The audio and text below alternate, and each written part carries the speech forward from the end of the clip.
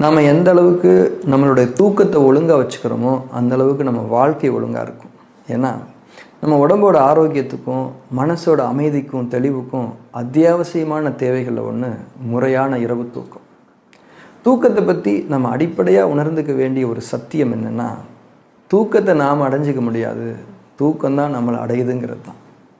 தூக்கத்தில் கிடைக்கிற சுகத்தையும் புத்துணர்வையும் நம்ம மனசுக்கும் உடம்புக்கும் வேறு எதுனாலையும் தர முடியாது.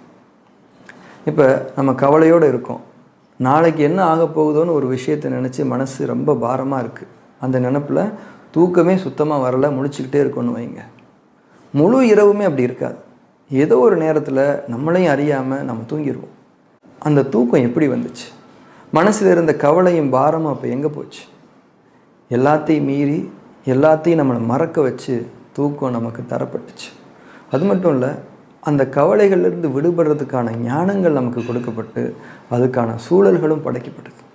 நாளைக்கு பார்த்துக்கலாம், நாளைக்கு எல்லாம் சரியாயிடுங்கிற எளிமையான வார்த்தைகள் நம்ம காரணக்காரிய அறிவையும் வாழ்க்கையோட யதார்த்தங்களை மீறி நம்ம மனசில் ஒரு நம்பிக்கையை தருது.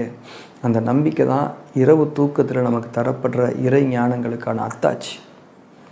இப்போ அதே கவலைகளும் மன அழுத்தங்களும் பகலில் நமக்கு இருக்குன்னா எல்லாத்தையும் மறந்துட்டு நம்மளால் தூங்க முடியுமா? அன்னைக்கு பகல் எவ்வளோ வலியோடு இருக்கும். ஒரு நிமிஷம் கூட 1 மணி நேரம் மாதிரி மெதுவாக தான் போகும். எப்படா இரவு வரும், தூக்கம் வரும்னு ஏங்கி இருக்கும் தானே. அந்த ஏக்கம் இரவோட தூக்கத்தோட அருமையை நமக்கு உணர்த்தணும்.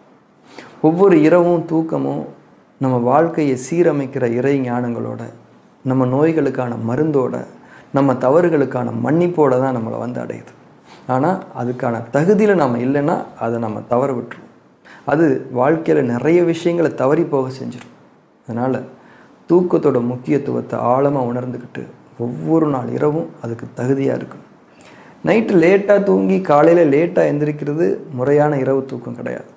ஒரு 9 மணிக்கெல்லாம் தூங்குறதுக்கு போயிடும். டிவி மொபைல்லாம் தூரமாக வச்சுட்டு இறை உணர்வுகளோட பிரார்த்தனைகளோட நம்ம கண்ணை மூடி தூக்கத்துக்காக காத்திருக்கணும். அந்த உணர்வான காத்திருத்தலோடு இருக்கும்போது நம்மளை வந்து அடைகிறது தான் அழகான தூக்கம். இது எவ்வளோ லேசான செயல், ஆனால் இதை பண்ணுறது எவ்வளோ கஷ்டம்னு இதை பண்ணி பார்த்தா தான் தெரியும்.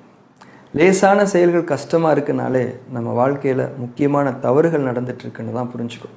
அதனால் சுகமான முறையான இரவு தூக்கம் ஒவ்வொரு நாளும் நமக்கு வேணுங்கிற ஒரு உறுதியான பிரார்த்தனை நம்ம மனசில் இருக்கணும். இது இறைவழி வாழ்க்கையோட ரொம்ப முக்கியமான வாழ்க்கை வழிமுறை.